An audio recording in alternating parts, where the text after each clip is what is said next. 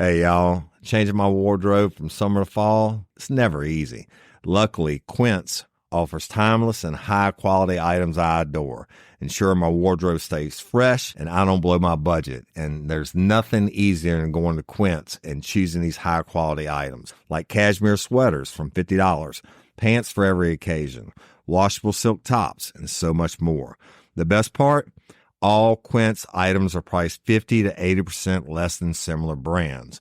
By partnering directly with top factories, Quince cuts out the cost of the middleman and passes the savings on to us. And Quince only works with factories that use safe, ethical, and responsible manufacturing practices and premium fabrics and finishes, and I love that. I got the stainless steel Link Apple Watch band for $59.90. It's heavy duty, it's awesome, and it's like $100 less than I could find anywhere else. And I also got a 100% organic cotton fisherman quarter zip up sweater. The color is alabaster. Man, I can't wait to wear that this fall. And Cindy got the Mongolian cashmere boat neck sweater in heather gray. And I'm telling you, these are classic pieces at a fraction of the price. Make switching seasons a breeze with Quince's high-quality closet essentials. Go to quince.com/RLRC for free shipping on your order and 365-day returns. That's QUINCE.com/RLRC to get free shipping and 365-day returns. Quince.com/RLRC. You'll thank me later. Hey, y'all, let me tell you about Gobble. All Gobble meal kits are pre-prepped. That means less work for you and less waste in your kitchen.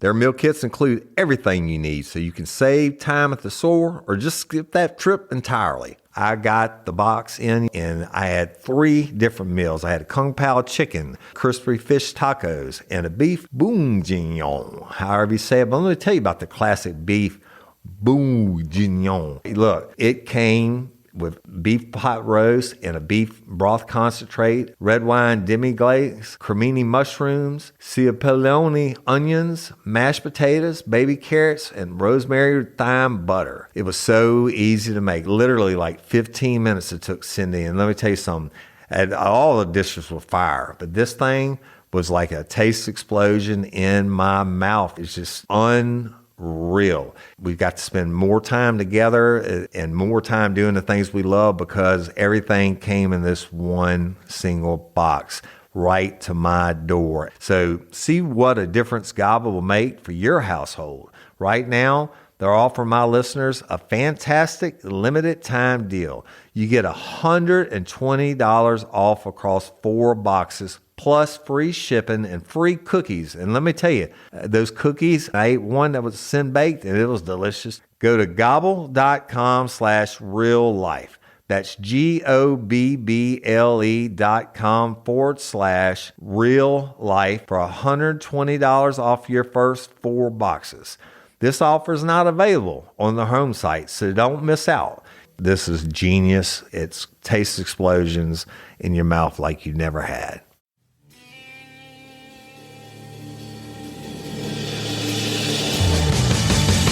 You have the right to remain silent. Anything you say can and will be used against you in a court of law. You have a right to an attorney prior to and during any question. If you can't afford one, the court will appoint one for you. Do you understand your rights? When the wolf is at your door, your running's over, that's for sure. He already knows all about you. Cut you down, no matter by you. Now you better walk the line. Real life, real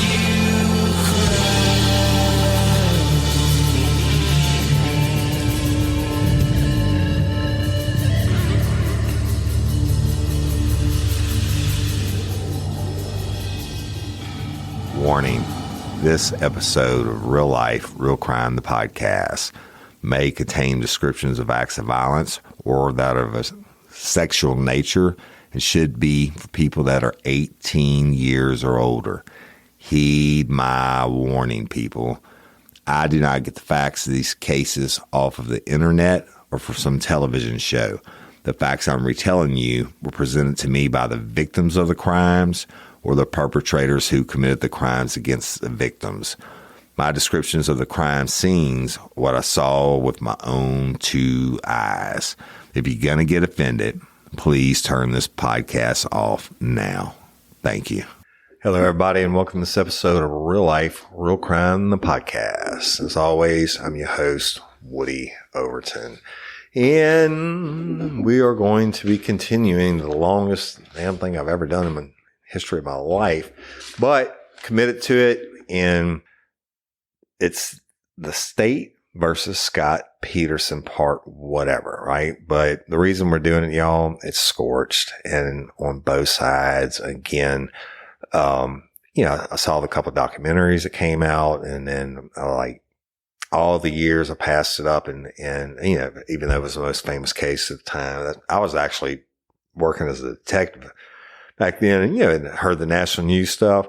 But when these documentaries came out, and I was like, and I'm taking a deep dive, and we're telling you all the stuff, below, step by step, how it's scorched on both sides, and while we're still talking about this murder and piece of shit to this day.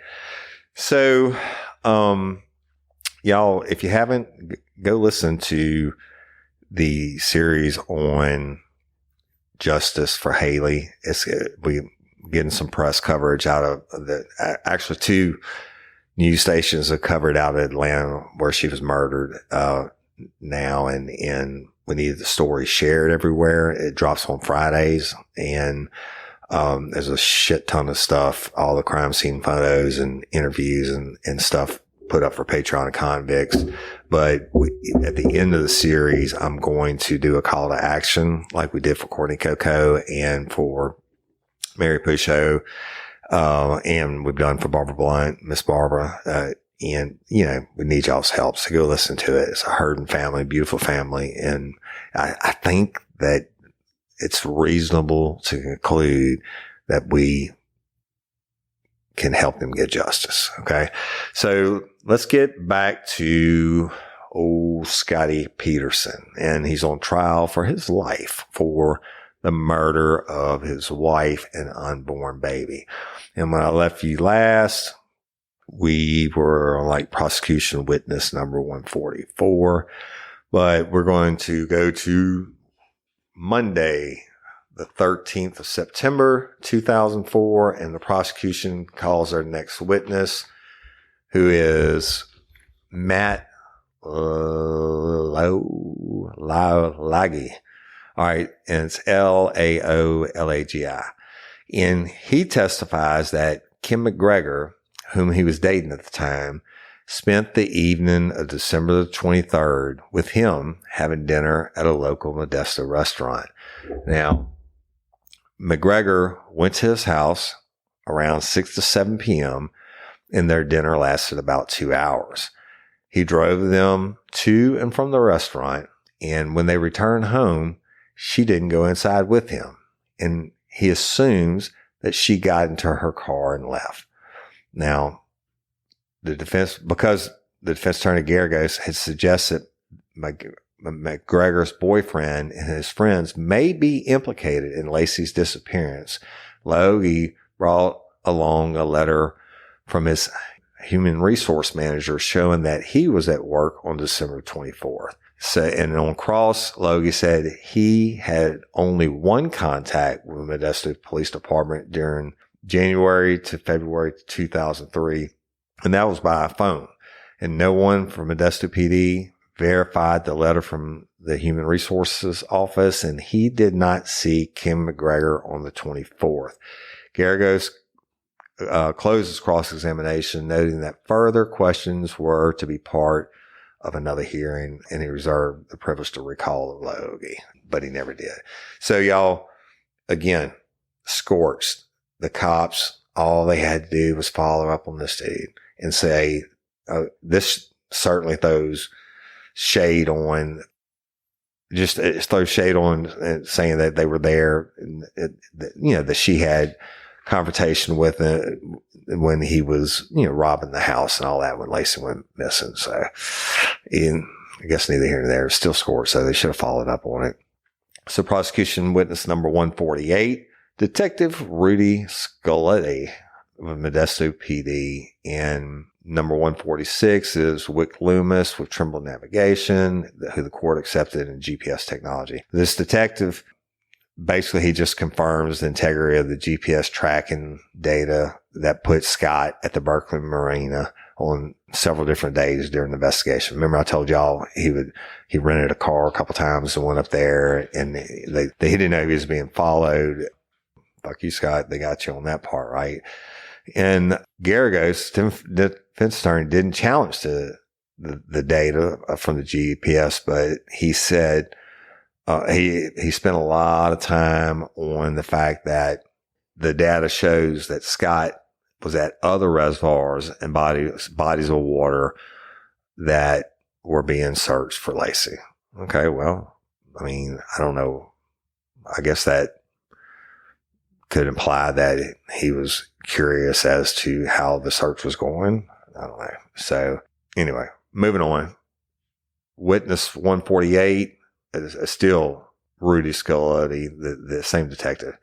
Garagos questioned him about the cement that Scott had newly poured in the front of the driveway, in which Detective Burkini collected as evidence during the December 26 to 27 search warrant, and no mention was made the cement was tested. So what they're saying, he made those homemade anchors for the boat. He had some cement left over, and he went and poured it in a hole in his driveway. And that's been proven. Neither here nor there. Prosecution witness number 149, Penn Coe, who's a criminalist with California Department of Justice Lab Repon. So Coe's responsibility is to examine items sent to from law enforcement agencies for trace evidence, and to collect that evidence and send to other members of the lab for testing. She testified to her observations of each item and the trace evidence found with each. Now, all the presumptive blood tests were negative for Laci's blood. She examined the 2 mops, a mop bucket, the blue tarp and boat cover, and the bed and comforter cover, and a series of swabs that were taken of possible blood samples during searches. Also a toothbrush and Laci's black and blue hairbrush, a brown hairbrush, a Dirt Devil vacuum cleaner, a dirt bag, some of Scott and Laci's clothing, and the clothes Laci was wearing when her body was found. Now, most notable was the condition of the dog leash, which from the picture appeared very clean, and she didn't report any mud or grass clippings or leaves, which the lady, remember I told y'all Karen Servas, said when she found Mackenzie, the dog, in the yard, she locked it back up. She said that it was dirty and had leaves and shit on it. So neither here nor there. I guess they're just building their bricks, right? So she also concluded in her testimony that judging from the thread count, she determined that the duct tape found on Laci's body was not from the same manufacturer as the duct tape found on the target bag. She also said that the bow and knot on the twine-like material around Connor's neck was very loose and easily undone. And underneath the bow, however, there was a hard, tight knot. She did not observe any smell on the target bag or the tape other than the smell of the ocean. And the boat cover was tested for biological stains such as urine and feces, and et cetera, but there wasn't any, y'all. So Garagos reinforced the totality of the presumptive test for blood and other tests that were negative, right? He's eating this up. Now, as prosecution, you got to put it on there. All this stuff was, tested. Nothing was found, and Garagos sees his opportunities. Like he itemized the clothing that was sent for the testing, and that the prosecutor Harris did not mention, and those tests were negative also. And Garagos also clarified about the cardboard box in the truck. Now, the day before, Kyle had testified that the box was outside the toolbox, but Garagos showed evidence from pictures taken by law enforcement that showed the cardboard box was not outside the toolbox and suggested it had been taken out by law enforcement before she examined the pickup. Okay. So the most shocking point made was to see the actual chunks of cement that she had described the day before, which were collected with the boat cover. Now, Garagos presented to the jury the actual cement dust that was collected on a small square of paper. He then showed the anchor that was in Scott's boat and the bag the anchor was stored in with some cement powder in the bottom of the bag, and asked her to determine whether they were similar. She had to admit that they were. And she testified that some short hairs found on the target bag were never tested. Okay. Pause with me for a moment. You tested everything else that they sent. And one of the reasons we're talking about this shit today is the hairs that were found on the duct tape or being retested or finally being tested. And if that comes back, that dude's going to walk y'all as scorched as fuck. But why wouldn't you test hairs? You're testing the cement, you're testing the target bag, you smelling the bag and everything, but you got hairs on it and you're not testing it. I mean, if I'm on the defense, I'm like, fuck, it could have been from a serial killer, but you don't know because you tested everything else, all the clothing and hairbrushes and everything else in the world and tarps and everything else, but you don't test hairs. Hairs came from a human being, and that, it just didn't magically fucking appear. But it could have come back to Scott, and that would have helped the prosecution. So I don't know. It's just scorched as fuck. So, all right. Prosecution witness number 150, William H. Hudlow, who's a senior criminalist. And he testified that he performed the DNA test on the blood sample taken from the inside door pocket of the truck. He tested it for both Scott and Laci's DNA, he should have, and the test proved it was Scott's, with a probability of another match in the general population being 1 in 20 trillion, okay, his truck. And among all other Caucasians, the chance of it not being Scott's was 1 in 80 billion. Now, he testified that the tan substance described as decomposing tissue had too low of a level of DNA to get a profile. And he said that the trace evidence attached to the grass that was attached to the hair found in the pliers didn't have any DNA, and he couldn't identify what the substance was. I don't think that really helps the prosecution. If I'm the defense, that helps me. So let's go to prosecution witness number 151, who is Galen Nickey, a latent print analyst, y'all, just a fingerprint specialist. And Nickey was assigned to test the duct tape found on Laci's body for latent fingerprints, and no prints were found. Well, guess what? You're not going to find any when it's been in the water for however many months. Neither here nor there. Water washes away everything.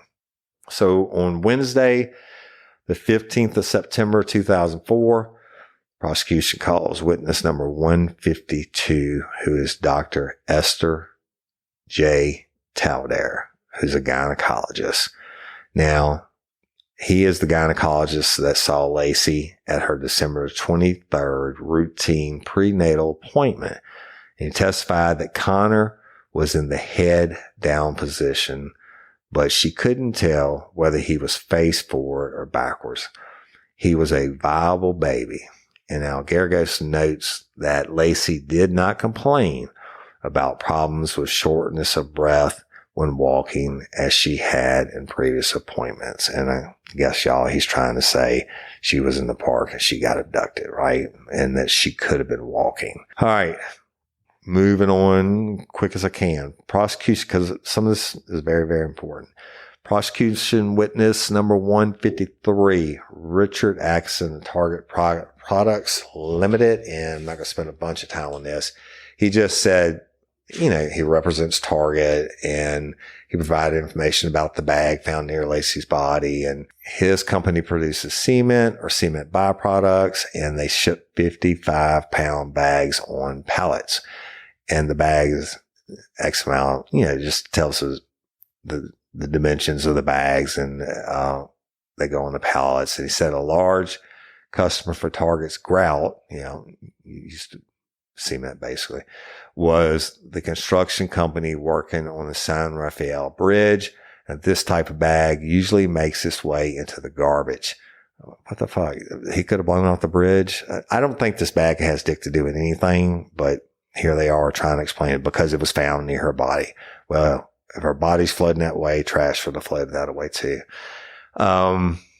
Anyway, nothing really else good about him. It's just a bunch of bullshit. Let's move on to the next one. Prosecution witness number 154, Robert C. O'Neill, who's a petrographer. And he's an expert in that area of petrographer, or I guess that's how you say it, or concrete. And he says he analyzed and compared the concrete and several evidence items sent to him by the Modesto Police Department, which were the boat, anchor, the plastic pitcher, the gray powder from the shop vac, the debris vacuum from the boat, and the debris in the blue and red drums, and the debris in Scott's pickup truck, and a pebble vacuum from Scott's living room and dining room, and debris from the boat cover, debris from the tarp, and debris from look, this motherfucker tested everything in the world, y'all. Okay. And he could determine that the anchor was not made in the plastic pitcher, but was made in the plastic paint mix pill, which Detective Grogan purchased or Grogan purchased at Home Depot. And his test concluded that the concrete and all the items tested were consistent, except for the debris in the blue and red drums and the debris from the yard. Specifically, the concrete that Scott poured into his yard. So I don't know. On defense, Garagos wanted O'Neill to agree that the gravel already present when Scott poured the concrete at the head of the driveway where the trash can was accounted for the difference in the composition of the concrete. In all other aspects, it was the same as the other samples. But the witness disagreed. Okay. Robert was like, no. He said that the sample he examined was mixed in the concrete, and pouring concrete over gravel would not, in his opinion, produce that effect. O'Neill also said that concrete with that size of particles only came from ready mix delivered on trucks. Gargo asked him if it was familiar with Quickcrete, and y'all, that is, it's like an 80-pound bag, and you add water, you get concrete. And Gargo says it has 3/4 inch particles and it's used for fence posts. And Scott had used cement to anchor a fence post in the same area where the concrete debris was taken from by Detective Rocchini. And y'all, this just goes on, and it's stupid. They're trying to, Scott's trying to say he made the concrete anchors for the boat. What he had left over, he dumped in his yard. And they're trying to say that didn't happen. And I'm not going to bore you with that. Okay. And it just goes on and on. They had a 409 hearing about the concrete. I'm not going to bore you with it. It's not really scorched one way or another. It's just one side trying to get their shit in. All right. Let's go on to prosecution witness number 155. Dr. Brian Peterson, who is the forensic pathologist. Now, he conducted the autopsy on Laci and Connor, and he begins his testimony on this day on Laci's autopsy. They as always, they show the autopsy photos, which is probably the most dramatic thing you can do in a courtroom, y'all. And like I have the autopsy photos from Haley's case, and I just can't, I can't bring myself to put them up even for the Patreon and convicts, because they're just that. An autopsy is the most invasive thing to me that can be done. And I've witnessed 100 of them. And anyway, when you show them in a courtroom, they are very, very dramatic. All right.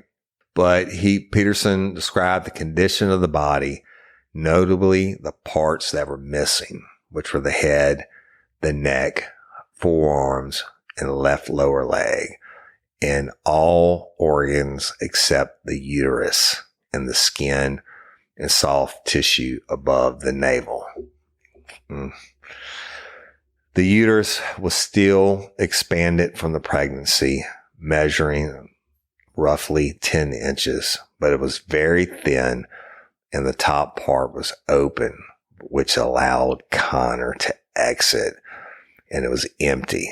No placenta or umbilical cord, and the birth canal was closed. So Connor only came out one way. Laci had some fractured ribs, y'all. He said there were no indications of tool marks and no indications of a C-section having been performed.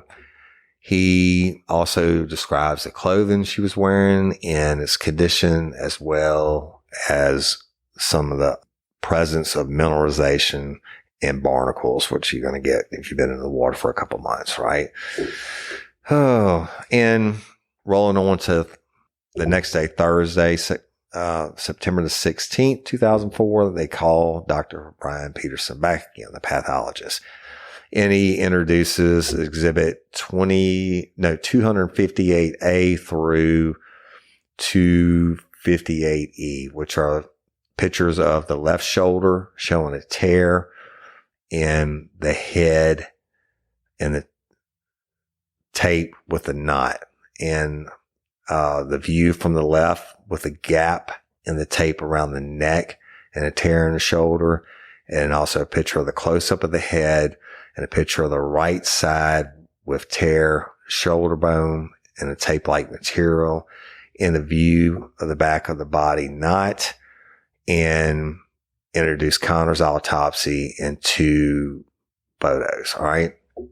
So pretty dramatic shit. And you really, really, really don't want to see it. Anyway, moving on. Prosecution calls witness number 156, Dr. Allison Galloway, who's a professor with the University of California at Santa Cruz. Now, Dr. Allison Galloway performed an examination of Laci and Connor, and she estimated 3 to 6 months in the marine environment for Laci. All right, because they can tell by the barnacles and shit, right? The post-mortem interval of Connor, which is basically the examination, was consistent with Laci. However, Connor's body was more protected from the environmental degradation than Laci's. Interesting. Well, not really, because, if Connor comes out after Laci's body's been in the water a month or so, and he's still protecting her belly, that would explain that, right? But the estimated gestational age for Connor was 33 to 38 weeks. And Galloway did 5 separate bones that she measured, and that's just telling you how she got the approximate age of Connor. Okay. I'm not going to bore you with it. She tells all the methods she used, and she said the majority of the estimates are 35 weeks or higher. That Peterson said he did no research to determine what gestational developments began, blah, blah, blah, whatever, doesn't matter. Let's go to the injuries to Laci's ribs. The rib fractures to the left, number 5 and 6, she called were perimortem fractures, meaning they could have occurred before or after death. She didn't know. The left 6th rib was fractured approximately 10 centimeters, which is a little less than 4 inches from the vertebrae. That's the the fracture was a little less than 4 inches. From the vertebral end, it was consistent with an end bending force. Kind of implying here, y'all, that there was a violent struggle and her ribs were broken before she was dumped into the bay. All right. Go to Monday, September the 20th, 2004. Prosecution witness number 157. Detective Ian Frazier with East Bay Regional Park District. Now, Frazier testified he responded to the call that human remains were discovered along the shoreline at Point Isabel, and he identified the exact location where Laci was found in the search of the surrounding area to look for any items of, evidentiary value. And he did not notice the target bag at the scene. Now, Garagos made an issue out of Frazier and another patrol officer, Phillips, detecting a smell from the target bag. Frazier said he thought it was the smell of having been in the water for a long time.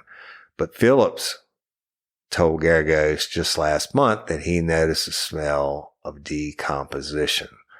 Frazier couldn't be sure whether Phillips made those comments to the coroner or law enforcement at the time of Laci's autopsy.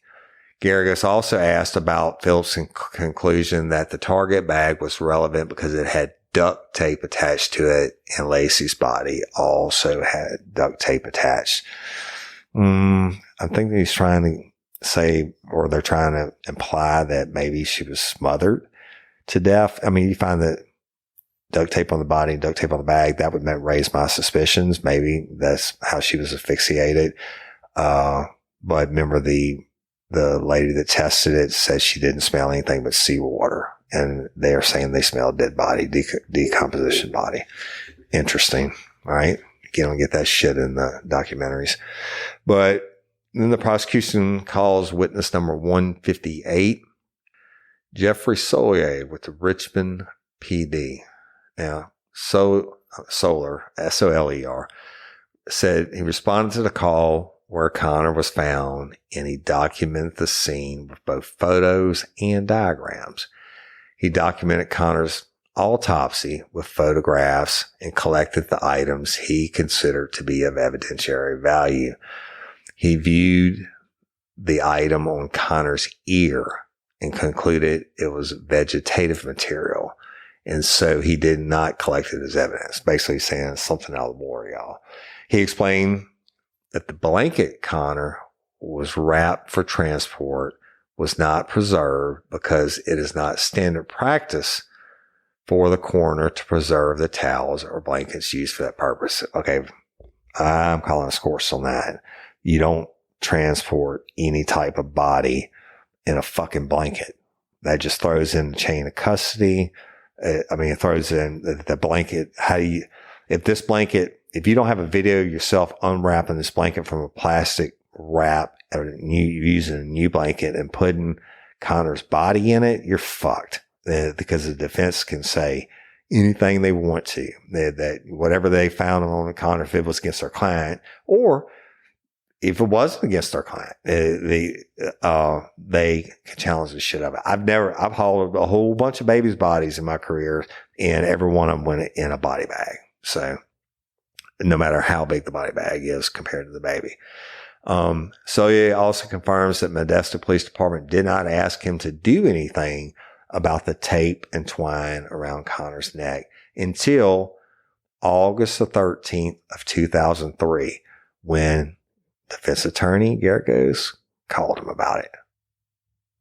Why in the fuck wouldn't you do anything about the tape and twine around a baby's neck?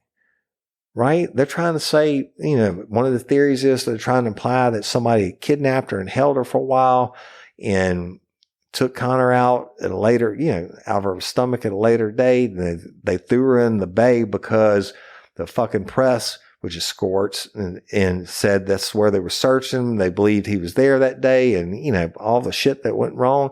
Scorched. Man, bro, do your fucking job.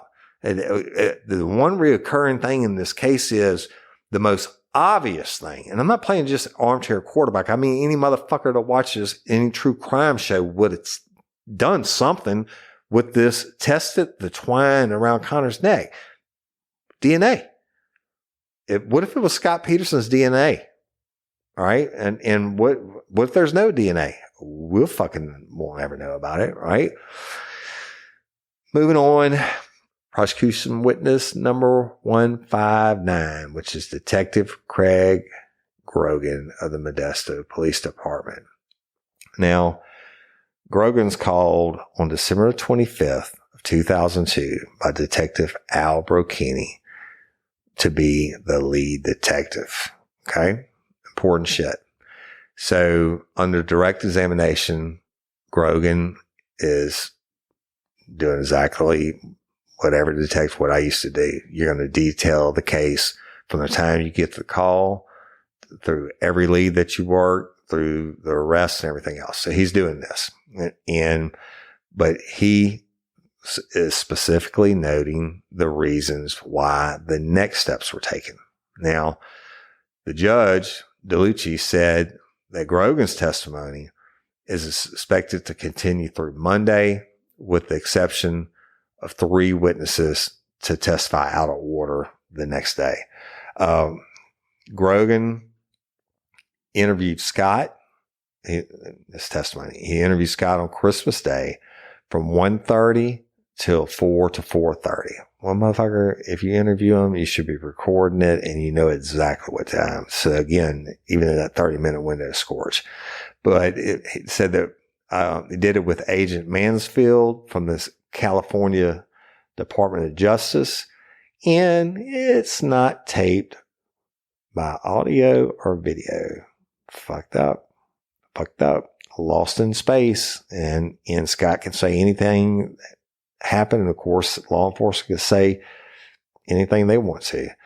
And Grogan said he specifically asked Scott if he or Laci had an extramarital affair, or if there were suspicions of extramarital affairs, and that Scott said no. Grogan said he got a search warrant for the December 26th to 27th because there was evidence a cleanup had been done at the house, and the cement mess on the trailer at the warehouse seemed too much for making one anchor, right? If you're going to make one anchor, make 4 to tie her down. And on January the 3rd of 2003, Grogan interviewed Scott and showed him a picture that Amber had faxed to the Modesto Police Department. He said Scott's response was, "Is that supposed to be me?"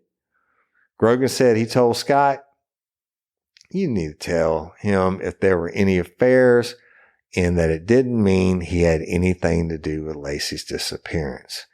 Scott replied he had not dated anyone else since he married Laci. Bruh, don't you think that's fucking important to have on the record? Right? I know it's a he said, but Scott's just fucking lying again. And I'm sure they showed in that picture for shock value to see if he's going to lie about it or whatever. And according to them, he did. All right. So going on Tuesday, it's Detective Grogan again, and he's under direct examination. It continues. They go step by step through the investigation and why the Modesto Police Department concluded so early on that Scott murdered Laci. And his testimony begins with a catalog of the volumes of information gathered in the case. And y'all, it's 42,000 pages of documents. And no, I'm not going to read them all to you, but let me tell you what else it was. 42,000 pages of documents, okay? Which were 10,000 tips that were phoned in. 10,000. 300 officers involved. 90 agencies assisted. 3,200 pages of his own documents, being detectives, including attachments to reports and transcripts of tapes transcribed. Okay. 1,500 pages of his typewritten material and 150 audio tapes, and over 50 of the tapes he made himself. Also, there's 74 videotapes and over 300 names in his reports. And crazy. But on January 23rd, Grogan met with John Bueller, and together they put together a list of 41 reasons why they expected to find Laci's dead body in the San Francisco Bay. But they could only come up with 10 reasons for expecting to find her in another body of water. Hey ladies, are you feeling overwhelmed by hormonal changes? Well, you're definitely not alone. There are more than 1,000 hormone disruptors living in our environment right now. It's in your food, your water, the air you breathe, the clothes you wear, your skincare products. They all mess with your hormones. Then there's the natural hormone changes your body goes through, premenopause, menopause. And while it's a natural process, it doesn't mean you have to suffer through it. The good news is you don't have to suffer through it anymore, because now you have Hormone Harmony, a formula made only with herbal ingredients that are shown to reduce hormonal symptoms in women of all ages. Hormone Harmony is not just a hormone supporting supplement. It's become a phenomenon. Women can't stop talking about it on social media. A bottle of Hormone Harmony is sold every 24 seconds. And the biggest benefit? Well, my wife says it makes her feel like her own self again. And that's what women mention over and over in the reviews. And there are over 30,000 reviews for Hormone Harmony. And for a limited time, you can get 15% off your entire first order at happymammoth.com. Just use code RLRC at checkout. That's happymammoth.com and use code RLRC for 15% off today. That's happymammoth.com and use code RLRC. Spark something uncommon this holiday with just the right gift from Uncommon Goods.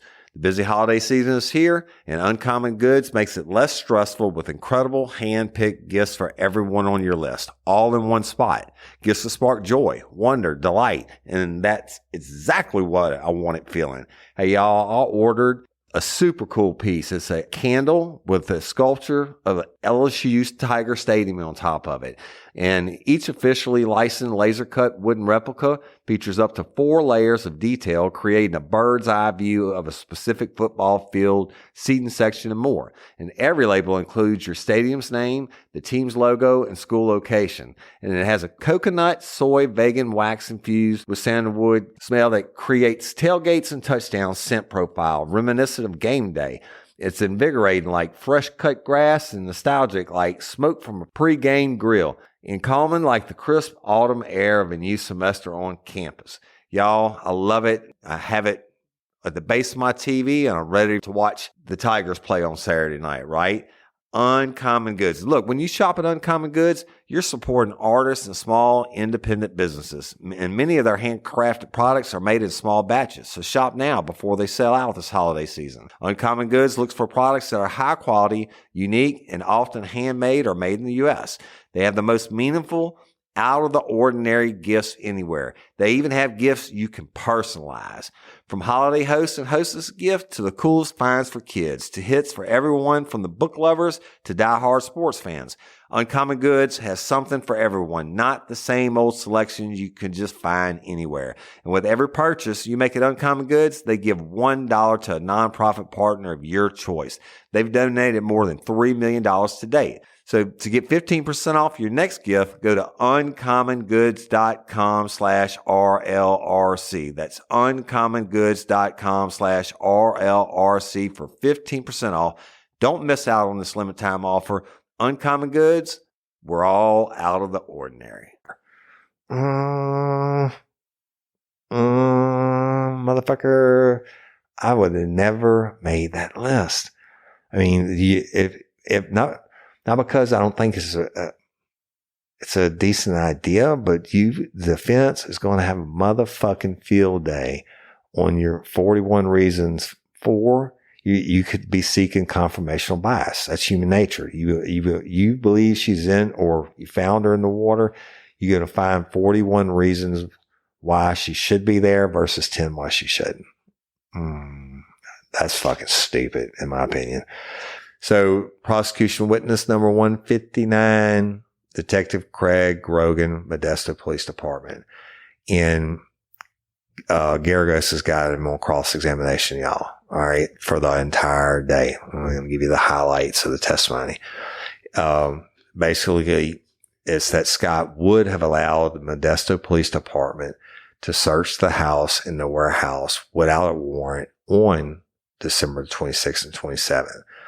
And also the police have never found the diamond earrings and Croden watch that Scott said Laci was wearing on the 24th. Scott said Laci was at the warehouse on December 20th and saw the boat.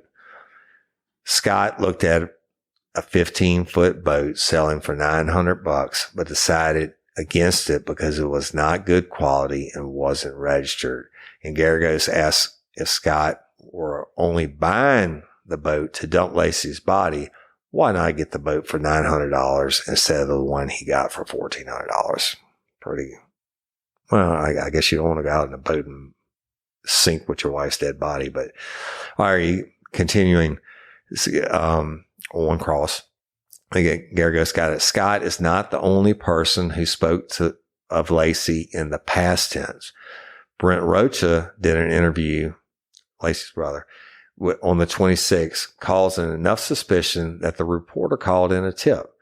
Sharon Rocha did in a Good Morning America interview. She did an interview on December 27th, and Amy Rocha also referred to Laci in the past tense in an interview with Grogan on January 5th. Okay. People say what they say. All right. He also got in. Scott rented the wheelchair for Laci on the November Disneyland trip to pamper Laci, not because she wasn't able to walk. And on the same trip, Scott carried his 3-month-old nephew and played with him at the restaurant. Now, Ann Bird, his half-sister, said they went on and on about the baby and all they had done in the nursery. And Laci had told Ann she had never had a better time. And also Laci didn't like Ron Gransky and didn't want her mother and Ron to know about Scott's affair with Amber. That's big. Laci wanted a larger home and a better car. And she had contacted a real estate broker in San Luis Obispo in May of 2002. Also, we got in. Sharon Rocha told Grogan that the Land Rover didn't have any sentimental value and asked him to intervene with Scott to get the crib and the other items for the nursery.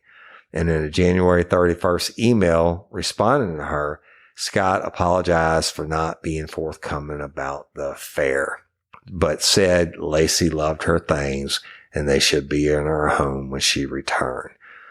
Also, they got in that Ann Bird went herself to the Berkeley Marina to find witnesses that saw Scott there. And within 15 minutes, she found 4 people. All right. So a DDA who lived in Modesto but worked in Merced called the Modesto Police Department January 6, 2003, because she was concerned that persons who threatened her might have mistaken Laci for her.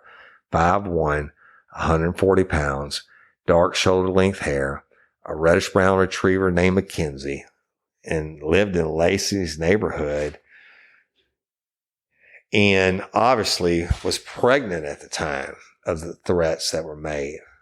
Follow-up on the tip was dropped when the attorney for the person who made the threat was a no-show. Y'all, he's just throwing shade on Grogan's whole fucking investigation going on.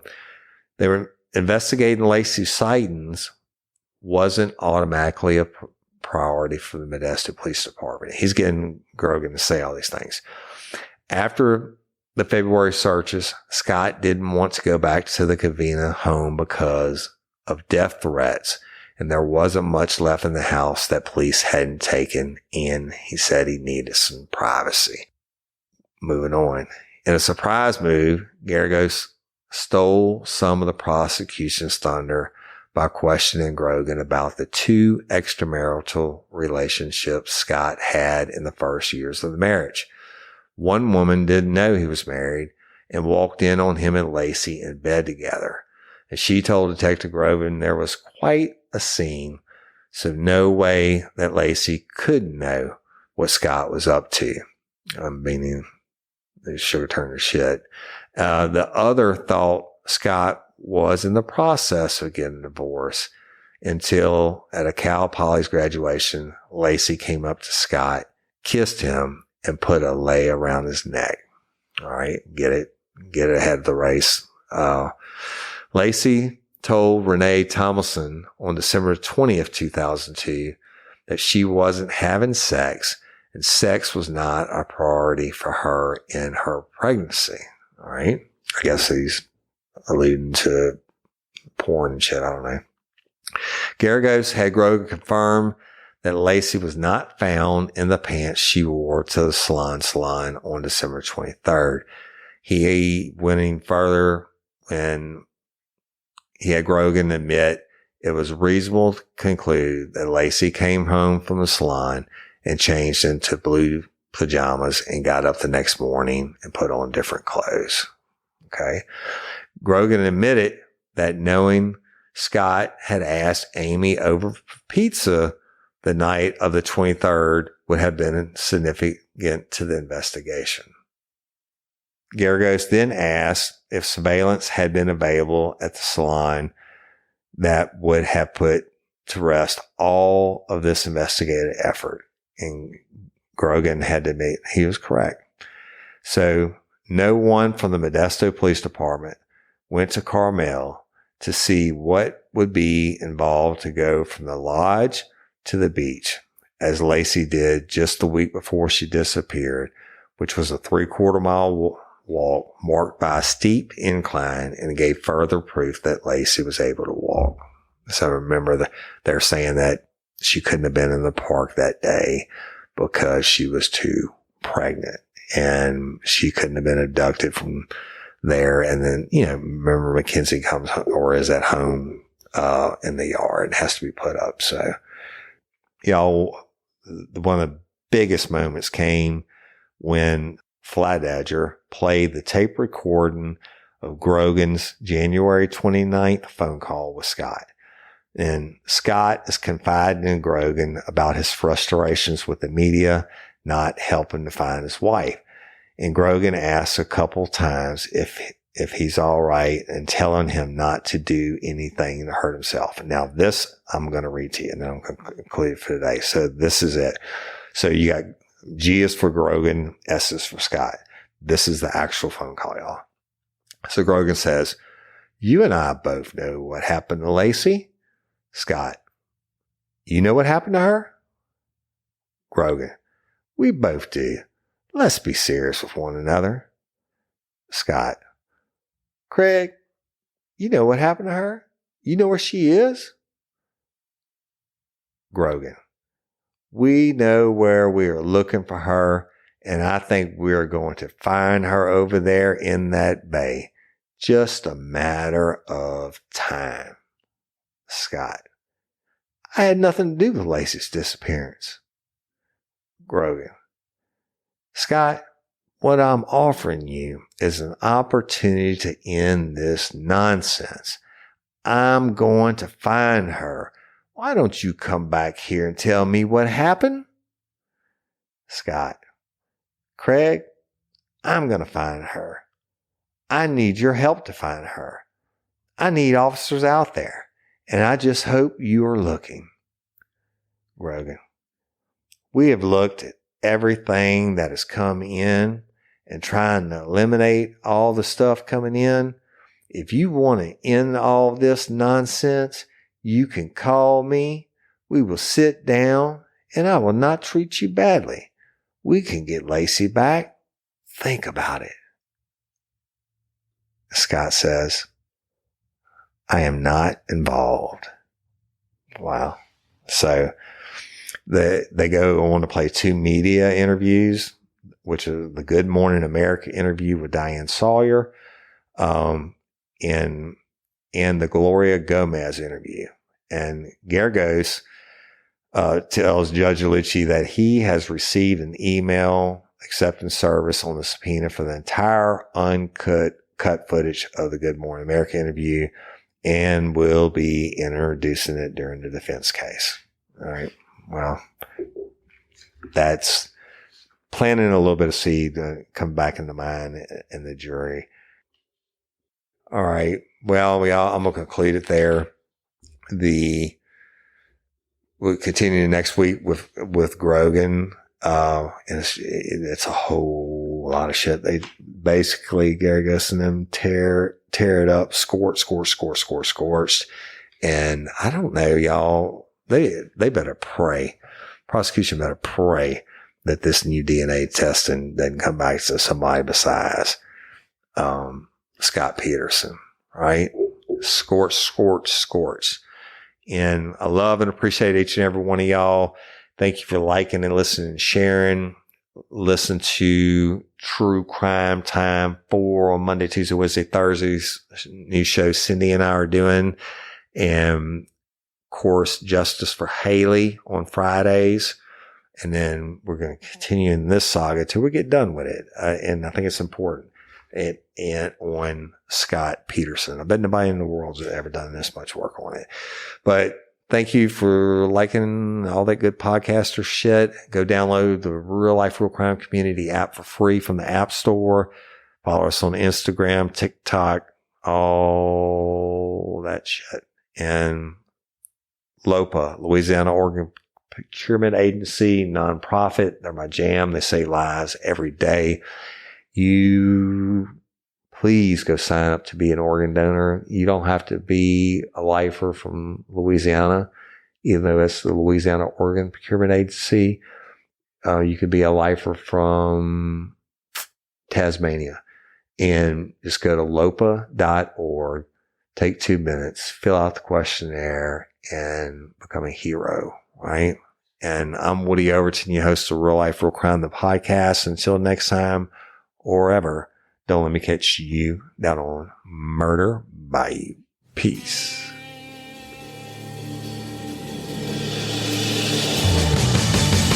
You have the right to remain silent. Anything you say can and will be used against you in a court of law. You have a right to an attorney prior to and during any question. If you can't afford one, the court will appoint one for you. Do you understand your rights?